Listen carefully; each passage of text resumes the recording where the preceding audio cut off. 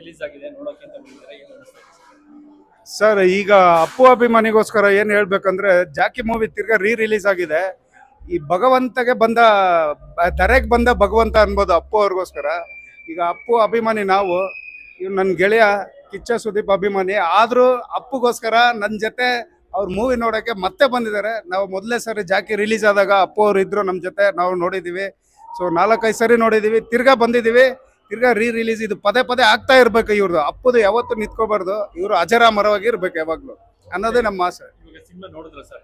Cinema ನೋಡ್ತೀವಿ, already ಒಂದು 2 ಸರಿ ನೋಡಿದೀವಿ. ಈಗ ತಿರ್ಗಾ ಪದೇ ಪದೇ ಮತ್ತೆ ನೋಡ್ತೀವಿ.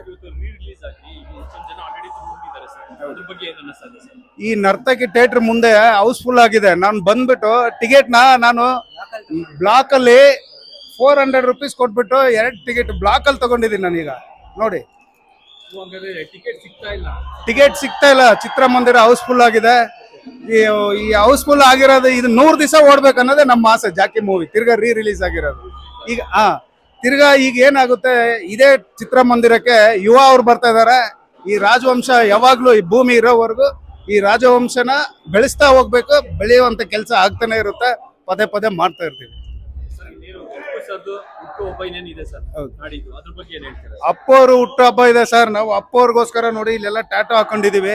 ನೋಡಿ, ಇವತ್ತು ಬೆಳಗ್ಗೆನ ನಾವು ಇದು ನಾನು ಅವ್ರು ತೀರ್ದಾಗ ಹಾಕ್ಸಿರೋದು ಅವ್ರ ನೆನಪಿಗೋಸ್ಕರ. ಇದು ಅದಕ್ಕಿಂತ ಮೊದಲೇ ಪವರ್ ಸ್ಟಾರ್ ಅಂತ ಹಾಕ್ಸಿದೀವಿ. ಸೊ ನಾವು ಪ್ರತಿ ವರ್ಷ 16ನೇ ತಾರೀಕು 12 ಗಂಟೆ ನೈಟ್ ಅವ್ರ ಮನೆ ಹತ್ರ ಕಾಯ್ತಾ ಇದೀವಿ ನಾವು. ಅಷ್ಟು ಅವ್ರು ಬಂದು ಅವ್ರ ಮನೆಯಿಂದ ಬಂದು ನಮ್ಗೆ ವಿಶ್ ಮಾಡಿದ್ರೆ ಆ ದೇವ್ರು ಬಂದಾಗ ಆಗಿರೋದು ಆ ಕ್ಷಣ ನಮ್ಮ ಮೈಯೆಲ್ಲ ರೋಮಾಂಚನ ಆಗೋದು. ಇವತ್ತು ನಮ್ಮ ಜೊತೆ ಇಲ್ಲ, ಆದ್ರೂ ಅವ್ರು ಯಾವಾಗ್ಲೂ ಇದ್ದೇ ಇರ್ತಾರೆ ನಮ್ಮ ಜೊತೆ. ನಾವು ಇದ್ದೇ ಇರ್ತೀವಿ, ಅವ್ರ ಜೊತೆನಲ್ಲೇ ಇದ್ದೇ ಇರ್ತೀವಿ. ಖುಷಿ ಇದೆ,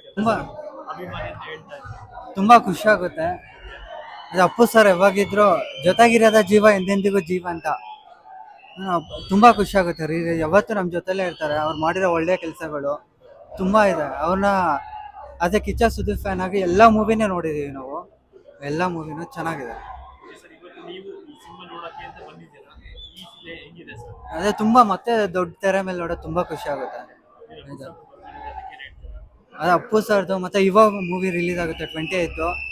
ಈ ಮಂತ್ ಫುಲ್ ರಾಜವಂಶದ ಹಬ್ಬನೇ ಅನ್ಬೋದು.